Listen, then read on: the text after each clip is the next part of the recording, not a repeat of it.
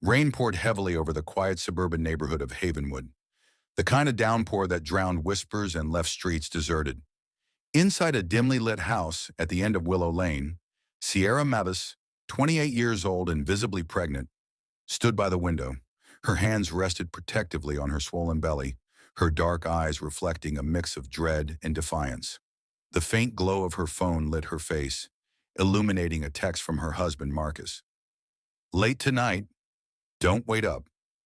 Marcus Mathis was a successful contractor known for his charm and sharp suits. Sierra had fallen for him hard 7 years ago, entranced by his ambition and easy smile. But their marriage, though envied by many, had morphed into a delicate web of secrets. An open arrangement, as Marcus had insisted, was meant to keep their love fresh, their bond unbreakable. Sierra had reluctantly agreed, though the terms were murky, unspoken rules dictating boundaries neither truly adhered to. But tonight, the air was thick with something more sinister. Her instincts screamed at her, but she couldn't place why. Across town, Marcus was in a private bar lounge, a drink in his hand, and laughter escaping his lips as he leaned in close to a woman who wasn't his wife. But this wasn't new for Marcus. What was new was that Marcus hadn't come home in 2 days, and Sierra suspected he was hiding more than infidelity. That night, Sierra decided to leave the house for air. Her swollen feet ached as she walked toward the grocery store 2 blocks away, her umbrella struggling against the wind. She never noticed the dark van parked at the corner or the shadowed figures watching her every move. Havenwood had always felt safe. Small-town charm, friendly neighbors, and a well-funded police department gave its residents a false sense of security. But as Sierra reached the deserted parking lot behind the store, 3 men emerged from the shadows. "Evening, ma'am," one of them drawled. He was tall, his face partially obscured by a hood. The other 2 flanked her, their presence reeking of menace. Sierra instinctively stepped back. "I don't have money," she stammered. "We ain't after money," the taller one sneered, and before she could scream, he grabbed her arm. The other 2 joined in, pulling her toward the back of the van. The assault was brutal and quick, leaving Sierra battered and sobbing on the cold pavement. When they were done, they left her there, laughing as they drove away. But one of them made a mistake. A cigarette butt, discarded too close to her purse, carried a faint trace of DNA. A witness, a homeless man watching from across the street, had seen the van and memorized part of the license plate. Sierra struggled to her feet, her body aching and her mind spinning. The baby. Her hands trembled as she clutched her belly, praying silently that her child had survived the attack. The attack wasn't the end of the nightmare. 4 days later, one of the 3 men was found dead in a wooded area near the outskirts of Havenwood. A single gunshot wound to the chest, execution style. His wallet and ID were intact, but his phone was missing. Detective Ryan Kane, a seasoned investigator with a reputation for solving the unsolvable, was assigned to the case. Kane was tall and broad-shouldered, with gray streaks in his hair and sharp blue eyes that missed nothing. The murder didn't sit right with him. It felt personal, calculated. And as he examined the scene, something about the victim's injuries hinted at retribution. "What do we know?" Kane asked, crouching near the body. "Name's Travis Banks, local troublemaker, multiple arrests for assault and theft." "No known enemies," replied Officer Melody Green, his junior partner. Kane glanced at the nearby tire tracks in the mud. "No enemies, huh?" Someone disagreed. As the team combed through the scene, Sierra sat at home, staring at the news report on her television. She recognized Travis's face immediately. He was one of the men who had attacked her. Her heart raced. She hadn't reported the assault. Shame and fear had kept her silent. But now, with Travis dead, she couldn't shake the feeling that this wasn't over. The murder of Travis Banks sent ripples through Havenwood. While Kane and Green pieced together clues, Sierra wrestled with her own demons. She had started experiencing nightmares, flashes of the attack, distorted faces, and a chilling voice whispering, "This isn't over." Kane, meanwhile, focused on the cigarette butt recovered from the scene and the partial license plate reported by the homeless witness. Forensic analysis revealed DNA on the cigarette matched Travis Banks and 2 other unidentified individuals. "That gives us 3 suspects," Kane muttered to Green. But why kill one of their own? Green frowned. Maybe someone wanted to tie up loose ends. Or maybe this was revenge, Kane said, his voice low. The investigation led them to the dark corners of Havenwood's underbelly. Detective Ryan Kane sat in his cluttered office. The Travis Banks case file spread across his desk like a puzzle waiting to be solved. The forensic report on the cigarette butt confirmed what he suspected. This wasn't a random murder. It was connected to something deeper, darker. 3 sets of DNA, Kane muttered to himself, tapping a pen against his temple. One's dead. Who are the other 2? His thoughts were interrupted when Officer Melody Green stepped into the room. We've got something. That partial license plate from the homeless witness? It belongs to a van registered to a construction company. Guess who's a frequent contractor for them? Kane raised an eyebrow. Marcus Mathis, Green said, sliding the report onto his desk. Marcus Mathis walked into the precinct later that afternoon, his tailored suit crisp and his demeanor calm.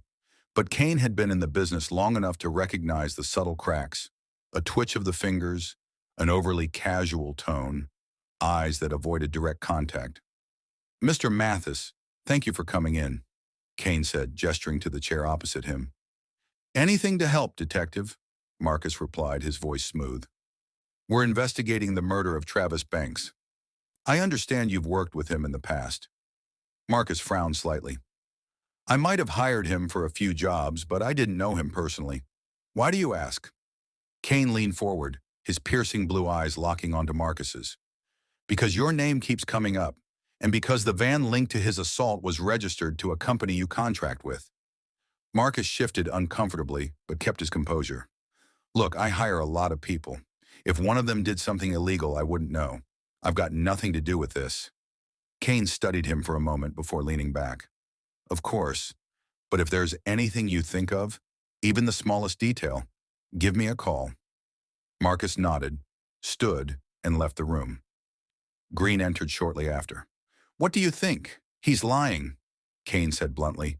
But he's not stupid. He knows we're circling him. Later that evening, Sierra sat on her living room couch, staring at the burner phone she'd found in Marcus's car. The messages she had read replayed in her mind, each word cutting deeper than the last. She couldn't do this alone anymore. The next morning, Sierra walked into the Havenwood Police Department, her hands trembling as she approached the front desk. I need to speak with Detective Ryan Kane, she said. Within minutes, Kane and Green were sitting across from her in a small private room. Sierra hesitated, her eyes darting to the door as if expecting someone to burst in at any moment. You're safe here, Kane said gently. Take your time. Sierra took a deep breath and began to speak. 4 nights ago, I was attacked by 3 men. They raped me. Her voice broke, and Green reached out to hold her hand. I didn't report it because I was scared, Sierra continued.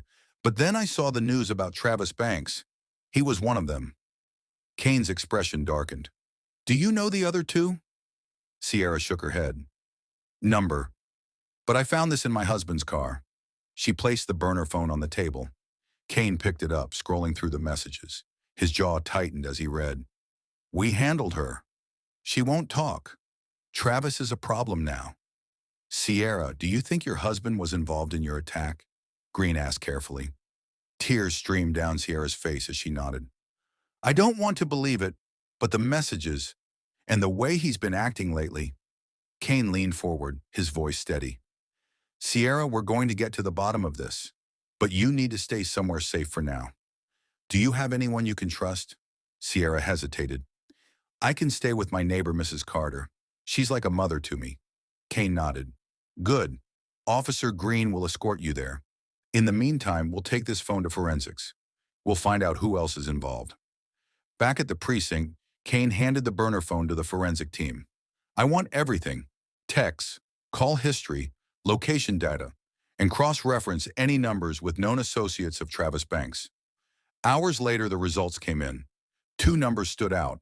One belonged to a man named Jared Lorne, a petty criminal with a history of assault. The other was unregistered, but had been pinged near the crime scene the night of Travis's murder. Looks like we've got our second suspect, Green said, pointing to Jared's mugshot.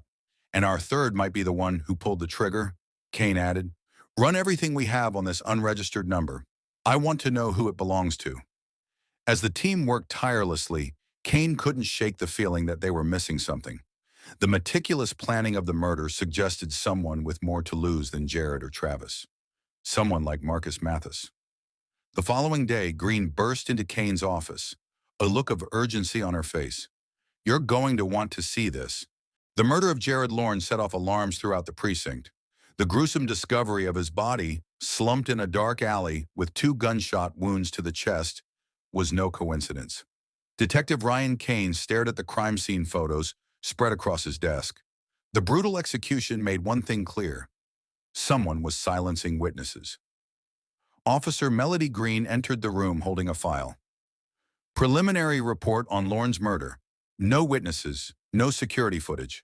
The shooter knew what they were doing. Kane nodded grimly. The timing is too convenient. We're getting close, and someone's cleaning house. Did the ballistics report come in? Not yet, Green replied, but the forensics team found a partial print on the shell casing. They're running it now. Kane leaned back in his chair, deep in thought. Jared's death meant they were running out of leads, but it also confirmed one thing.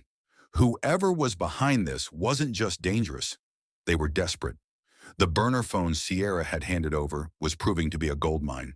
Forensics had uncovered multiple calls between the unregistered number and Marcus Mathis in the weeks leading up to both the attack on Sierra and Travis Banks's murder. Kane stared at the call logs, his mind racing. Green, he called out, get me everything we have on Marcus's alibi for the night of Jared's murder. I want timestamps, locations, everything. Green returned an hour later with the report.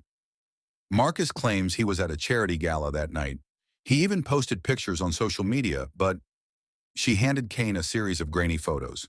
The timestamps on the pictures don't match the event timeline. He could have slipped out during the gala. Kane smirked. Looks like Mr. Mathis isn't as careful as he thinks. Let's bring him in. Marcus Mathis sat in the cold, gray interrogation room, his polished demeanor slightly cracked. Kane entered, followed by Green, and placed a stack of evidence on the table. We've got a lot to talk about, Marcus, Kane began, his tone sharp. Starting with your connection to Jared Lorne. Marcus leaned back in his chair, attempting a confident smirk. I've told you before, Detective. I don't know anything about these people. Kane slid the burner phone across the table. Then explain why your number shows up in the call logs. Marcus hesitated for a fraction of a second, but Kane caught it. It's not what it looks like, he said finally. Jared worked for me on a few projects. Those calls were about work, nothing more. Work? Green interjected, her voice dripping with sarcasm. Because Jared Lorne, a known criminal, was such a skilled contractor. Marcus's jaw tightened.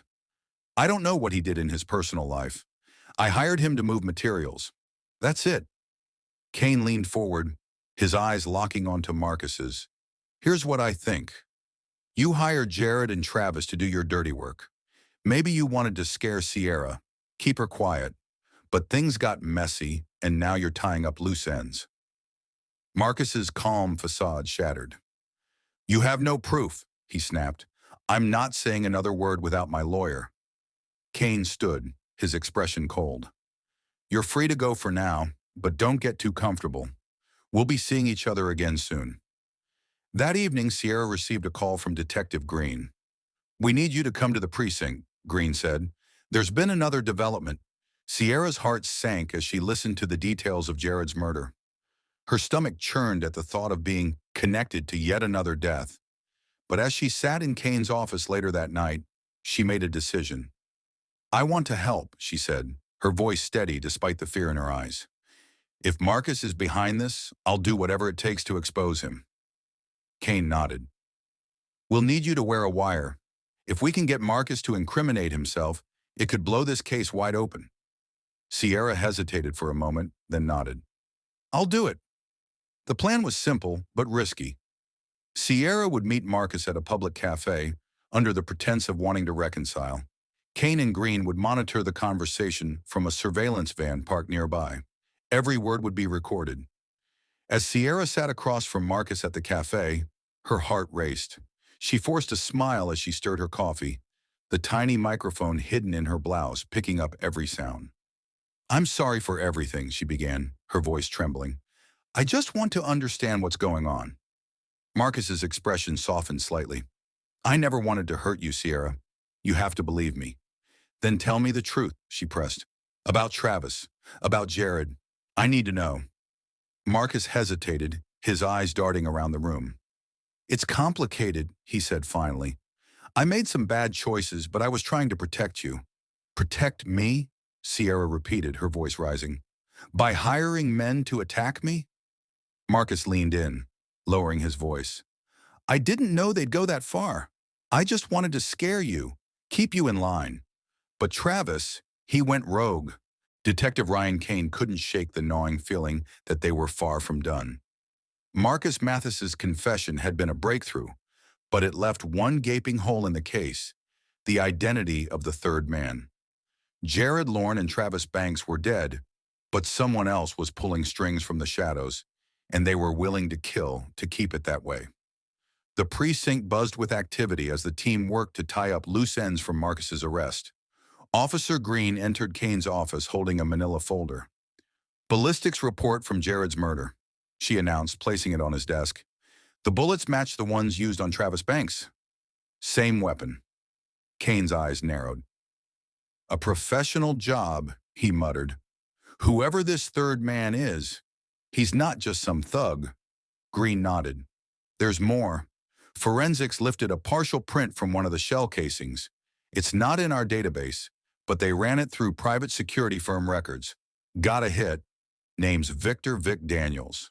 Ex-military, dishonorably discharged for assault. Now works as a hired gun."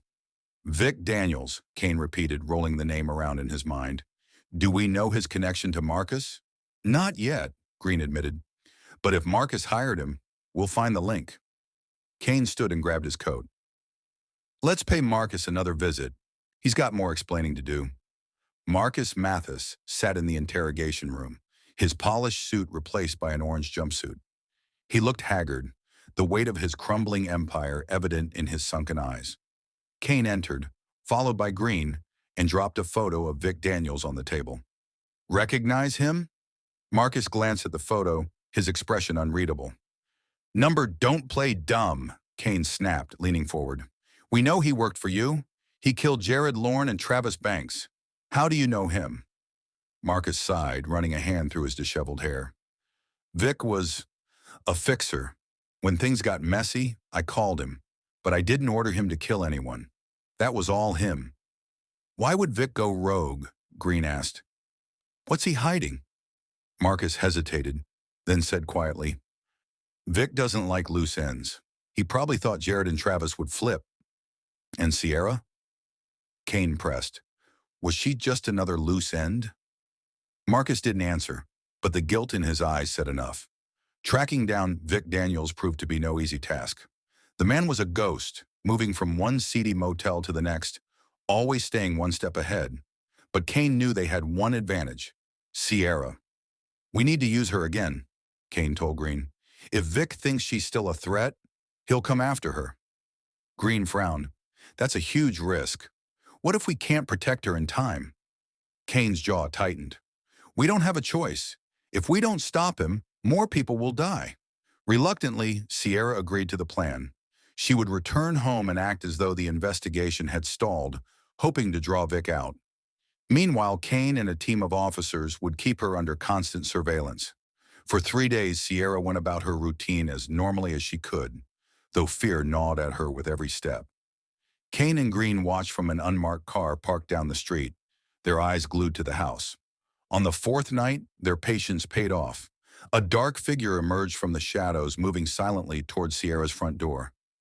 Kane's heart raced as he recognized the man from Vic Daniels' file. "Call it in," he whispered to Green, who immediately radioed for backup. Vic reached the door and produced a lockpick, his movements quick and practiced. Kane waited until he was inside before signaling his team to move. Inside the house, Sierra stood frozen in the living room as Vic entered, a silenced pistol in hand. "You should have stayed quiet," he said, his voice cold and calm. "This could have all been avoided." Sierra took a step back, her hands trembling. Please, I don't know anything, I swear. Vic raised the gun, but before he could fire, Kane burst through the door, his weapon drawn. Drop it, Vic. It's over. Vic spun around, his eyes narrowing. You've got nothing on me, detective. Kane smirked. We've got plenty. Marcus's confession, your fingerprints, the ballistics report. You're done. Vic hesitated, his finger tightening on the trigger. But before he could act, a sharp crack rang out. Green had fired, hitting Vic in the shoulder and sending him sprawling to the ground. Back at the precinct, Vic Daniels sat in the interrogation room, his arm in a sling and his face twisted in anger. Despite his silence, the evidence against him was overwhelming. Between Marcus's confession, the ballistics match, and the wire recording, the case was airtight. Kane watched through the observation window as Green questioned Vic. You thought you could clean up Marcus's mess, didn't you? She said. But you got sloppy. And now, you're going away for a long time. Vic glared at her but said nothing. With Vic and Marcus behind bars, Sierra finally felt a sense of relief. Detective Ryan Kane should have felt relief. With Marcus Mathis and Vic Daniels in custody, the case seemed to be tied up neatly. Yet something didn't sit right. The evidence had brought them here, but there were still questions lingering in the shadows, questions that hinted at a far darker conspiracy. Kane sat in his office, flipping through his notes. The pieces fit together well enough for the DA, but he couldn't shake the feeling that Vic Daniels wasn't acting alone. The man was too precise, too methodical. Vic was no mastermind. He was a soldier, someone who followed orders. Green entered, holding a thick file. Just got the financial records you requested on Marcus, she said, placing it on Kane's desk. And there's something weird. Kane raised an eyebrow. Weird how? Marcus's accounts are clean, too clean. For a guy involved in bribery and fraud, there's no money trail, no offshore accounts, no hidden trusts. It's like someone wiped his slate. Kane frowned. Someone with power and resources. But why? Green shrugged. Maybe they wanted to make sure he couldn't flip on them. That means there's someone bigger pulling the strings, Kane muttered. We need to figure out who. Kane decided to press Vic Daniels one last time. If there was anyone who could lead them to the real mastermind, it was him. Vic sat in the interrogation room, his injured arm resting in a sling. His demeanor was icy, his lips pressed into a thin line as Kane entered. Vic, Kane began, sitting across from him, you're looking at life without parole. Maybe worse if the DA decides to push for the death penalty, but you can help yourself by talking. Vic stared at him, unmoving. We know you didn't come up with this plan on your own, Kane continued. You're good, but you're not the boss. Who's pulling the strings? Vic smirked, his first real reaction. You think you've got it all figured out, don't you, detective? You have no idea how deep this goes. Kane leaned forward. Then enlighten me. Vic's smirk widened. You're not ready for the truth. The cryptic comment only deepened Kane's resolve. He left the interrogation room and immediately called Green. Run a background check on everyone Marcus worked with, business partners, associates, anyone who had direct dealings with him. Hours later, Green returned with a lead. Marcus was working with a company called Vero Dynamics. They manufacture surveillance tech. Looks like they signed a multi-million-dollar deal with Marcus's firm 6 months ago. Kane frowned. Why would a tech company need someone like Marcus? Green flipped through her notes. Get this, Vero Dynamics has ties to a shell corporation called Axiom Holdings. And guess who's on Axiom's board? Senator Douglas Reed. Kane's eyes widened. The same Senator Reed who's been pushing for privatized prisons? Green nodded. And guess who holds a major stake in those prisons? Axiom Holdings. The pieces began to fall into place. Marcus Mathis had been a pawn in a much larger game. His connections to the private prison industry and his ability to manipulate contracts made him valuable to people like Senator Reed.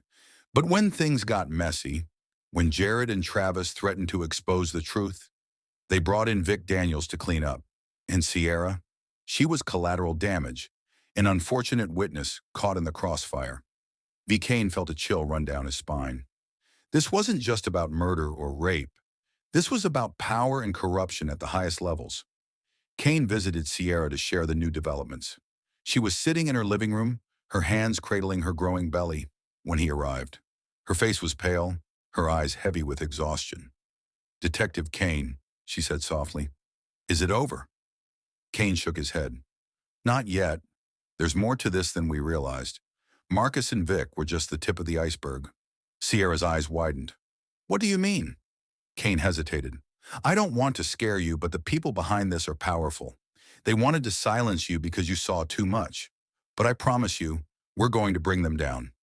Tears welled up in Sierra's eyes. "I just want this nightmare to end." "It will," Kane assured her, "but I need you to stay strong a little longer. Can you do that?" Sierra nodded, though fear flickered in her eyes. Kane knew going after someone as powerful as Senator Reed was a dangerous move. Without solid evidence, it could cost him his career, or worse. He spent the next week digging into Virodynamics and Axiom Holdings. Every lead he followed seemed to end in a dead end, as though someone had scrubbed the trail clean. But Kane was relentless, and eventually he found what he was looking for. Buried in a series of financial transactions was a payment from Axiom Holdings to Vic Daniels, a payment made just days before Jared Lorne's murder. "This is it," Kane told Green, holding up the document. "This ties Reed to Vic and the murders." Green looked skeptical. Detective Ryan Kane was walking a tightrope. With Senator Reed now in the spotlight, every move had to be calculated. Kane knew that the powerful man would stop at nothing to protect his empire. But with every step, the walls were closing in, and this time, the stakes couldn't be higher. "Green, we need something big, something Reed can't ignore," Kane said as he paced the precinct. The office buzzed with activity around him, but his focus was razor sharp. Green frowned. "We've got the payment linking Axiom Holdings to Vic Daniels. It's solid, but Reed will brush it off as circumstantial." "Exactly," Kane said. "We need to draw him out, make him expose himself." Green raised an eyebrow. "You want to set a trap?" Kane nodded. "We need bait, and we need someone he won't see coming." The idea was risky, but it was their best shot. Kane approached Marcus Mathis in his cell. The disgraced businessman was visibly worn down, but his sharp intellect remained intact. "Marcus," Kane began, sitting across from him, "you've got one chance to redeem yourself." Marcus scoffed. "Redeem myself? I'm already finished, detective. What could I possibly do?" "Help us bring down Reed," Kane said bluntly. Marcus froze, his expression hardening. "You're insane. You think I'd go against someone like him?" "I'd be dead before I could say a word." "Not if we protect you," Kane countered. "You're already facing life, Marcus. But if you help us, we can cut a deal. Witness protection, a reduced sentence. You could actually have a future." Marcus hesitated, his eyes narrowing. "What's the plan?" The plan was simple in theory, but dangerous in execution. Marcus would contact Reed, claiming he had damaging evidence. Evidence that could tie Reed directly to the murders and the private prison corruption scandal. He would demand a meeting to discuss terms, all while wearing a wire. The location was carefully chosen, a high-end private club owned by one of Marcus's former associates. The club had security, but not enough to deter Kane's team from monitoring the situation. "This has to go perfectly," Kane told the team during their final briefing. "If Reed catches on, Marcus is as good as dead. And if we lose him, we lose everything." Marcus sat alone at a corner table in the dimly lit club, a glass of scotch in his hand. His fingers tapped nervously against the table as he waited. Hidden beneath his tailored suit was a small wire, transmitting every word back to Kane and Green, who were listening from an unmarked van parked nearby. Finally, Senator Reed arrived. He was a tall man with a commanding presence, his tailored suit exuding wealth and power. He approached Marcus with a cold smile. "Marcus," Reed said smoothly as he sat down, "I thought we agreed you'd keep your mouth shut." Marcus forced a chuckle. "Plans change, Douglas. I've got evidence, real evidence, and I'm willing to keep it buried for the right price." Reed's smile didn't falter, but his eyes darkened. "Evidence? Don't insult me, Marcus. If you had anything, you wouldn't be sitting here." "Oh, I've got plenty," Marcus said, leaning forward. "Bank statements, emails, even a recording of Vic Daniels admitting you paid him to clean up your mess." For the first time, Reed's composure wavered. "You're bluffing." "Am I?" Marcus replied, his voice steady. Do you really want to find out? Back in the van, Kane and Green listened intently. Every word was being recorded, every detail carefully documented. But something about Reed's tone made Kane uneasy. He's too calm, Kane muttered. He's planning something. Moments later, Reed leaned back in his chair and smiled. You're right, Marcus. I don't want to find out, but neither will you. Before Marcus could react, a man appeared behind him, a gun pressed discreetly against his back. Marcus froze, his eyes wide with fear. We've got to move now, Kane said, leaping out of the van. Green followed, their team close behind. The club erupted into chaos as Kane's team stormed in, guns drawn. Reed's bodyguard pulled the gun on Marcus, but Green fired a warning shot, sending him sprawling to the ground. Don't move, Kane shouted, his weapon trained on Reed. Reed raised his hands, his expression one of feigned innocence. Detective Kane, what a surprise. Care to explain this little spectacle? We've got everything, Reed, Kane said, his voice steely. The payments, the murders, your connection to Vic Daniels, it's over. Reed smirked. You really think this will stick? I'm a United States Senator, detective. You're nothing. What Reed hadn't counted on was the power of the wire. Every word he spoke in that meeting had been recorded and was now in the hands of the FBI, who had been quietly working with Kane from the sidelines. Within hours, warrants were issued, and Reed's empire began to crumble. Back at the precinct, Kane sat in his office, reviewing the final pieces of the case. With Reed's arrest, the corruption scandal was being blown wide open. The courtroom was a tense arena. The air was thick with anticipation as the trial of Senator Douglas Reed finally began. After months of preparation, the culmination of Detective Kane's investigation had brought Reed and his empire to the edge of destruction. The evidence against him was overwhelming, and yet Kane knew better than to count on a conviction until the final gavel fell. Reed had a way of manipulating the system, of hiding behind his wealth and power. But this time, the walls were closing in on him from every direction. Kane watched from the back of the courtroom, seated next to Green. His eyes never left Reed, who sat at the defendant's table, his once imposing presence now reduced to an arrogant smirk. His defense attorney was speaking in polished, calm tones, making sweeping claims of political sabotage, attempting to paint Reed as a victim of a conspiracy. But every move Reed made only confirmed his guilt, his attempts to redirect the jury's attention from the undeniable facts. Kane had seen men like Reed before, arrogant, entitled, and convinced that they were untouchable. But Reed had underestimated the tenacity of a detective who would not let go. As the prosecution laid out their case, Kane's heart beat steadily. They had everything: Marcus's testimony, the financial records, the wiretap recordings, and the physical evidence tying Reed to the deaths of Jared Lorne and Travis Harlow. It was the perfect storm, and it was only a matter of time before Reed would be forced to face the consequences of his actions. The first major moment came when Marcus Mathis took the stand. He was a shell of the man he had been before everything had unraveled, but his testimony was crucial. The defense attorney tried to tear him apart, accusing him of being a liar, a criminal trying to save himself at the expense of Reed. But Marcus held his ground. Senator Reed, Marcus said, his voice steady but cold. He paid me to clean up his mess. He's been using people like me for years. It wasn't just the murders. It was everything: bribes, kickbacks, you name it. He's the one who orchestrated everything. The jury listened in silence, absorbing every word. Kane could see the impact of Marcus's testimony. The jury was slowly turning against Reed. In a last-ditch effort, Reed decided to take the stand. Kane could feel the shift in the room as Reed strode confidently up to the witness box. He was a man who knew how to control a crowd, how to charm people with his words. Kane had no doubt that Reed would try to paint himself as a victim, to lie his way out of the mess he had created. But Reed made a critical mistake. In his attempts to discredit Marcus, he inadvertently exposed himself. Kane had anticipated this. Reed's ego would be his downfall. I did what I had to do to protect my career, Reed said, his voice smooth but with an edge of desperation. Yes, I worked with people like Marcus, but I didn't kill anyone. I didn't orchestrate any murders. What you've heard here is a witch hunt, A politically motivated attack against me. Kane felt a flicker of satisfaction. Reed was getting sloppy. In his effort to defend himself, he had made statements that contradicted the evidence the prosecution had presented. During a break in the trial, Kane was approached by a federal agent who had been working closely with the investigation.